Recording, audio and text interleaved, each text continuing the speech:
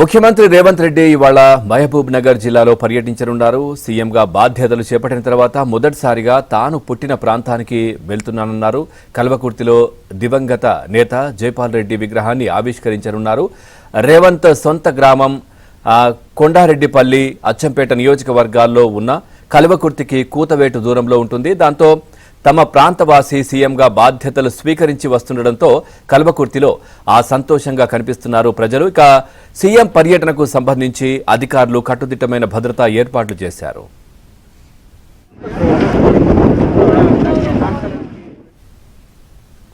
CM Revanth Reddy వాళ్ళ మధ్యాహ్నం 2 గంటలకు కల్వకుర్తి హెలికాప్టర్కు చేరుకుంటారు. ఇక ముందుగా బీఎస్ఎన్ఎల్ ప్రాంగణంలో ఏర్పాటు చేసిన జైపాల్ రెడ్డి సంస్మరణ సభకు హాజరవుతారు.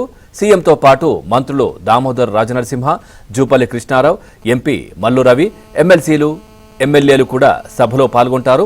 అనంతరం 5 గంటలకు కోట్రా సర్కిల్లో ప్రతిష్ఠించిన జైపాల్ రెడ్డి కాంస్య విగ్రహాన్ని సీఎం రేవంత్ ఆవిష్కరిస్తారు. కల్వకుర్తిలో సీఎం రేవంత్ దాదాపు 4 గంటల పాటు ఉంటారు.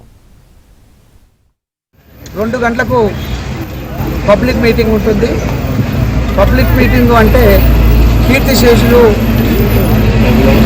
ఉత్తమ పార్లమెంటు అవార్డు మన ప్రాంతవాసి జైపాల్ రెడ్డి గారి యొక్క సంస్మరణ సభ, అదేవిధంగా పబ్లిక్ మీటింగ్కు గౌరవ ముఖ్యమంత్రి రేవంత్ రెడ్డి గారు విచ్చేస్తున్నారు.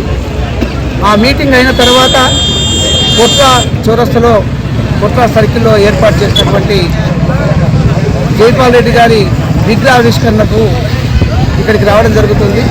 ఈ కల్వకుర్తి వాసులకు, అదేవిధంగా జైపాల్ రెడ్డి గారి అభిమానులకు, కాంగ్రెస్ కార్యకర్తలకు, అదేవిధంగా గౌరవ ముఖ్యమంత్రి రేవంత్ రెడ్డి గారు విచ్చేస్తున్న సందర్భంగా విగ్రహావిష్కరణకు కల్వకుర్తి ప్రాంతంలో ఉండే ప్రతి ఒక్కరు కూడా వచ్చి ఈ విగ్రహావిష్కరణ కార్యక్రమం, అదేవిధంగా కల్వకుర్తిలో పెడుతున్నటువంటి ఈ సభ కూడా వచ్చి విజయవంతం చేయవలసిందిగా అందరినీ